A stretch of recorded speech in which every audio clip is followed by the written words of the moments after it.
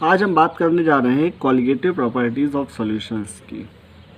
Colligative properties, तो जब किसी भी सॉल्वेंट में कोई नॉन वोलेटाइल सॉल्यूट मिक्स किया जाता है। अभी तक लास्ट तक हम लोग बात करते हैं मोस्ट ऑफ द कि जब दो मिसिबल लिक्विड्स आपस में मिक्स किए जाते हैं। आज हम बात कर रहे हैं ऐसी प्रॉपर्टीज़ जो non volatile solute containing solutions में पाई जाती हैं। तो कहता है those properties of ideal solution which depend only on the number of particles of solute, वो मॉलिक्यूल या आयन हो सकते हैं। Those properties of ideal solutions which depend only on the number of particles of the solute, वो molecule या ion के form में present हो सकते हैं पार्टिकल सॉल्यूट के, dissolve in a definite amount of the solvent and do not depend on the nature of solute and solvent. ना तो वो सॉल्यूट के नेचर पर डिपेंड करते हैं ना तो सॉल्वेंट के। उन्हें हम कॉलिगेटिव प्रॉपर्टीज़ कहते हैं। तो ब्रैकेट में हमने लिखा हुआ है only for solution contain non volatile solute. Example, हमने 1 किलोग्राम वाटर दो जगह पर लिया है। 1 किलोग्राम ऑफ वाटर में हमने एक बार क्या किया है, आपको इस एग्जाम्पल से ज़्यादा एग्जैक्टली क्लियर समझ में आएगा। 1 मोल ऑफ यूरिया एंड दूसरे वाटर सॉल्वेंट में 1 किलोग्राम ऑफ वाटर में हमने 1 मोल ऑफ शुगर को डिजॉल्व किया है। मतलब what is the molality of solution. तो अगर हम बात करें तो दोनों ही सॉल्यूशन की जो मोलैलिटी है वो कितनी है, मोलैलिटी इज़ 1 मोल पर किलोग्राम। इसकी भी मोलैलिटी क्या है, 1 मोल पर किलोग्राम। दोनों ही सॉल्यूशन की जो मोलैलिटी है 1 मोलल है। Both solutions are 1 molal. Means क्या है कि both solution have 6.022 into 10 to the power 23 particles of solute. Urea के 1 मोल एंड शुगर के 1 मोल में 1 mole have total number of particles. Last year आप सभी ने मोल कॉन्सेप्ट में पढ़ा है 6.022 into 10 to the power 23 particles of solute. So some properties shows similar properties. Both solution have 6.022 into 10 to the power 23 particles of solute. So some properties shows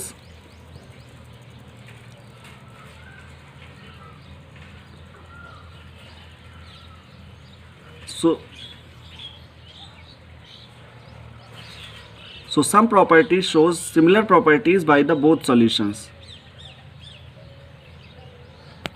So some properties shows similar properties, अगर यहाँ से हम cut करेंगे so some properties shows similar by the both solution. तो कुछ ऐसी properties होती हैं जो दोनों ही सॉल्यूशन बिल्कुल सेम रिप्रेजेंट करते हैं।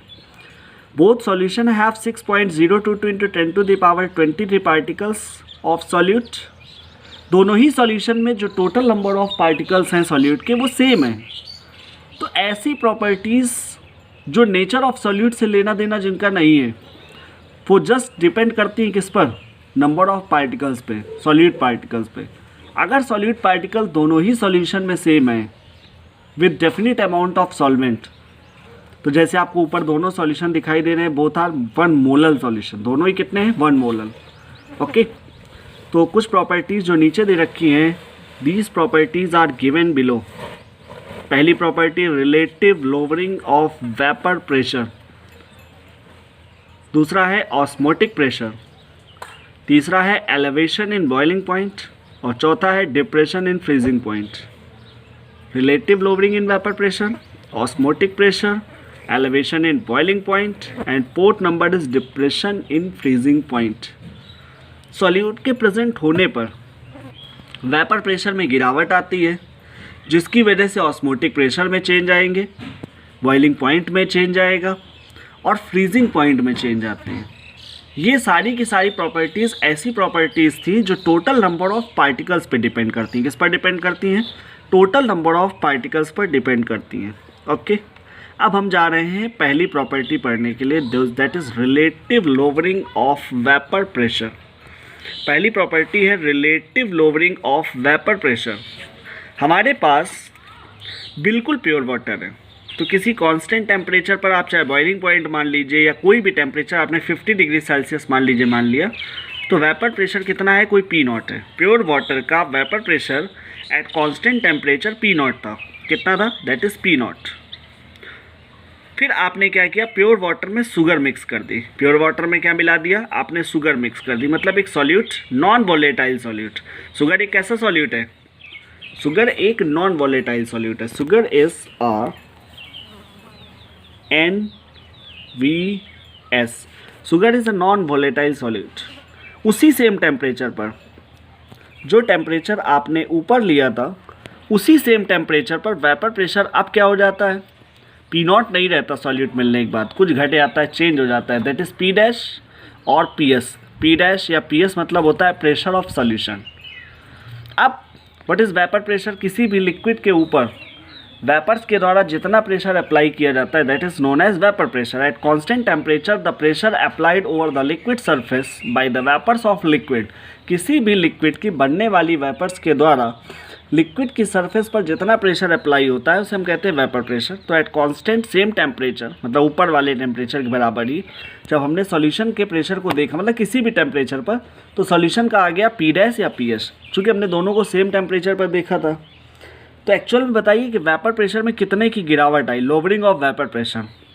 स्टार्टिंग में कितना था P0, सॉल्यूशन बनाने के बाद हो गया P डैश, तो कितने की कमी आई वाटर, उसी वाटर की शुरुआत में वेपर प्रेशर 1 था मान लीजिए जो P0 है दैट इज 1 एटमॉस्फेयर,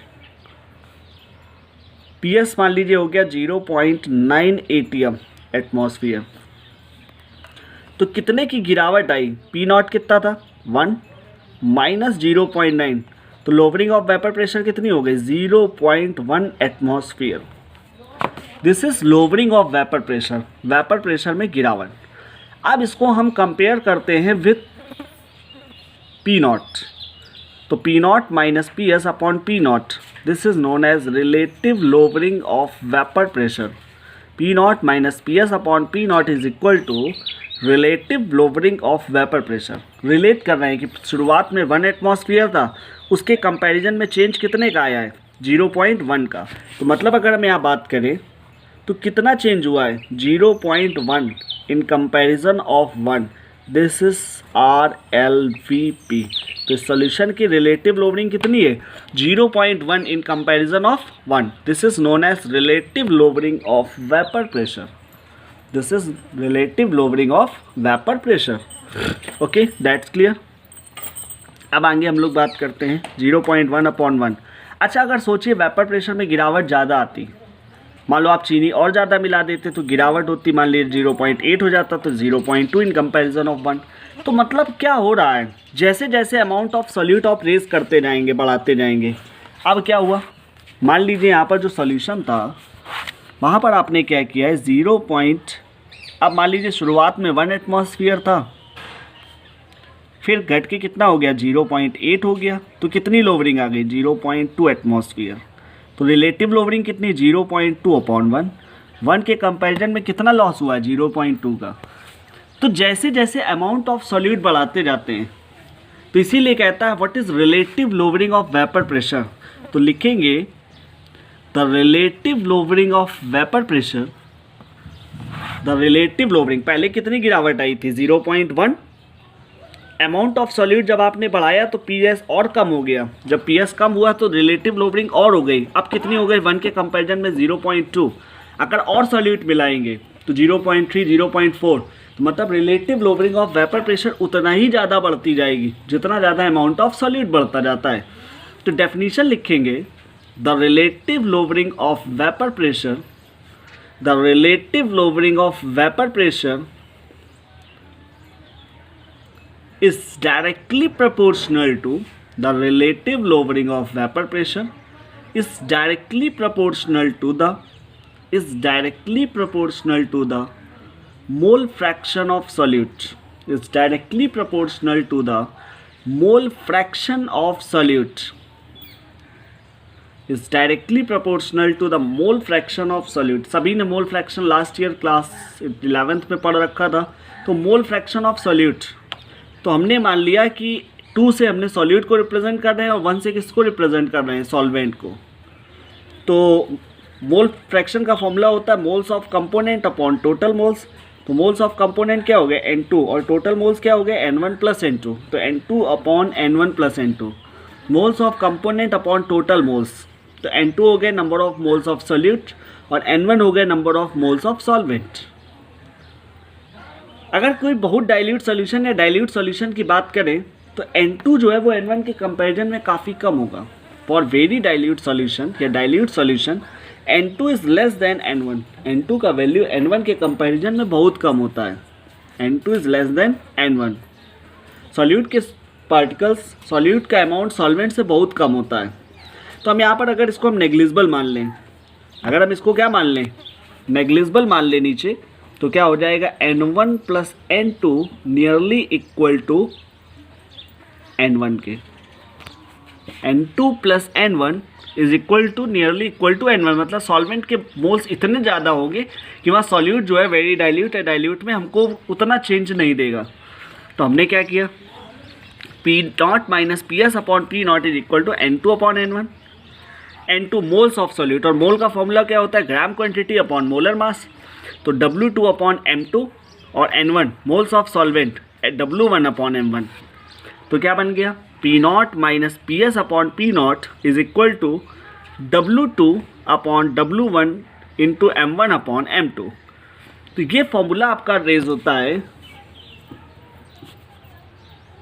ये W2 क्या है, तो ये फॉर्मूला है मॉलिक्यूलर वेट डिटरमाइन करने के लिए। किसका फॉर्मूला है, मॉलिक्यूलर वेट डिटरमाइन। तो W2 है वेट ऑफ सॉल्यूट, W1 है वेट ऑफ सॉल्वेंट, M1 है molecular weight of solvent, M2 है molecular weight of solute.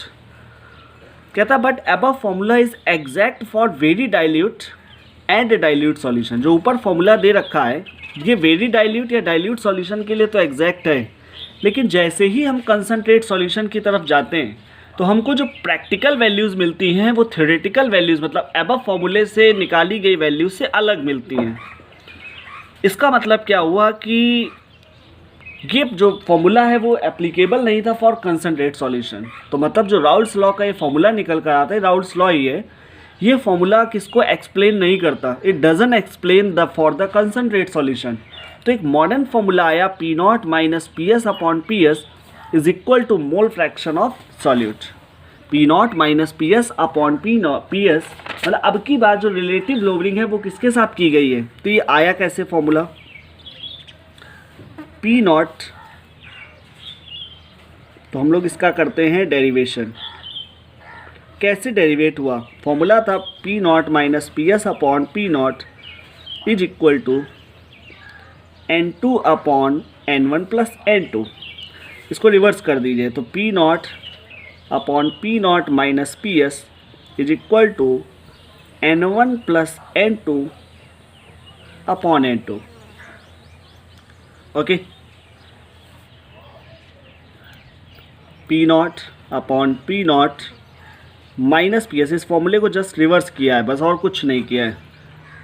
N1 upon N2 plus N2 upon N2, तो क्या बन गया, P not upon P not minus P S is equal to N1 upon N2 और plus क्या हो गया 1। यहाँ तक बात क्लियर है। हमने जो फॉर्मूला जो ऊपर ड्राइव किया था उस फॉर्मूले को हमने रिवर्स कर दिया है, बस वैल्यू को रिवर्स करके अब हम लोग सॉल्व करते हैं। तो N2 से हमने दोनों वैल्यूज़ पे जब डिवाइड किया तो P not upon P not minus P S is equal to N1 upon N2 plus 1। जरा 1 को इस साइड लेके आइए, चेंज करिए, ये for all kind of solution. तो P not upon P not minus P S is equal to N2 upon N1, और इस साइड 1 को ले आते हैं तो इधर हो जाता है -1। ओके, उधर +1 था, इधर -1। तो P not minus P naught plus P S, यही तो हो जाएगा माइनस और ये हो जाएगा plus, upon P not minus P S is equal to N2 upon N1, और ये क्या है, मोल फ्रैक्शन ऑफ सॉल्यूट। यही तो था, क्योंकि अगर हमने उसको नेग्लिजिबल मान लें तो यहाँ से पी नॉट कैंसिल, तो क्या बचा, P S upon P not minus P S is equal to no, this is N1 and this is N2, this is N1 and this is N2, तो ये बन गया N2/N1। या अगर हमने उसको नेग्लिजिबल मान लिया था तो this is mole fraction of solute, एक तरीके से माने इसको। तो फॉर्मूला बनकर तैयार हुआ PS/P0 minus PS is equal to W2, वही same formula, upon W1 into M1/M2।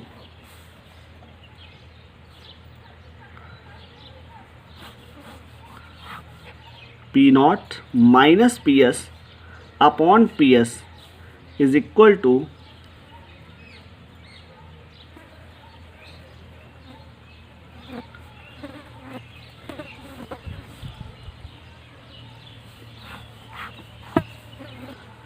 P0 minus PS upon PS, P0 minus PS upon PS is equal to N2/N1, और N2 हो गया W2/W1, अभी जो हम लोग पीछे सॉल्व कर रहे थे, M1 इंटू M2। तो ये मॉडर्न फॉर्मूला जो है वो अप्लाई होता है। तो अगर हम लोग बात करें तो हम लोगों ने क्या किया था, बस जस्ट रिवर्स किया था। तो लिखेंगे this formula is applicable for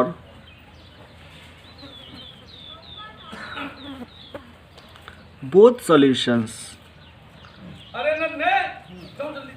dilute and concentrate।